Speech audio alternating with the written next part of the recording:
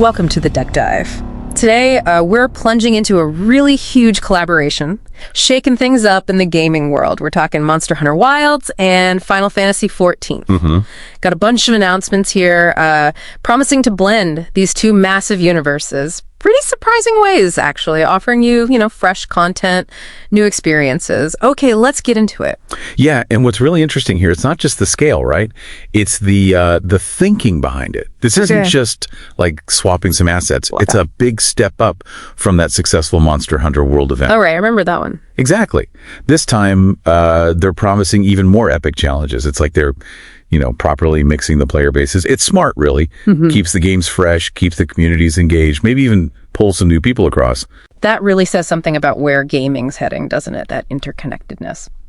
So, speaking of fresh content, let's look at what Monster Hunter Wilds is getting from Eorzea. Okay.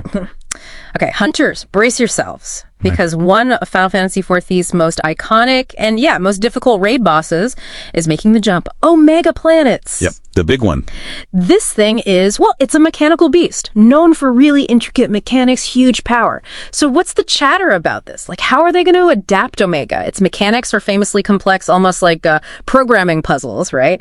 How does that fit into Monster Hunter's action combat? Is it a straight copy or something else? That's the $1 million question, isn't it? Because this is where it gets really interesting. If they manage to pull this off smoothly, adapting that multi-phase raid style fight, the kind FFXIV is known for, into Monster Hunter's combat system, that sets a whole new standard for crossovers, like properly integrated. Yeah, it kind of blurs the lines between genres. It'll give Wilds players a really tough challenge. Different from the usual monsters, more about mechanics, maybe puzzles, not just hitting it hard. Okay, that sounds like a massive undertaking, but it's not all just about super hard fights, right? Wilds players are getting some fun cosmetic stuff too. Brings that Final Fantasy vibe. Imagine this. Riding through the world on your secret, that's the new bird companion thing, but it looks like a chocobo. Yes, you can actually ride the big yellow bird. Classic. Totally. And for collectors, the endemic life, those little creatures you catch, the super fast cactuars being added, you can catch one for your collection. I can already see people planning gear sets around that. Right, exactly. And it goes both ways. Final Fantasy XIV players, they're getting an equally cool package. Eorzea is about to meet the Wilds, Guardian Arkveld, the main monster from Monster Hunter Wilds. Flagship, yeah. That's coming over as a new trial boss. So in FFXIV terms, that's a tough instance fight. Probably in-game stuff, kind of like they did with Behemoth and Rathalos before. Yeah. Expect it to be a high-level challenge and, exclusive rewards too.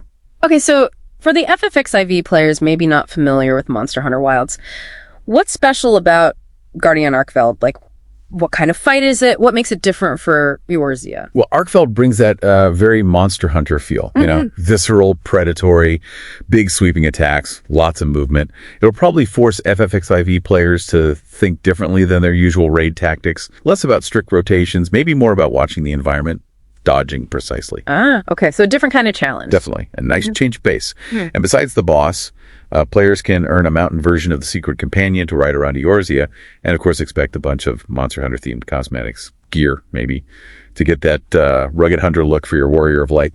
All right, the practical stuff. When can you actually play all this cool crossover content? For Monster Hunter Wild, it looks like late September 2025. It's coming with the free title update 3.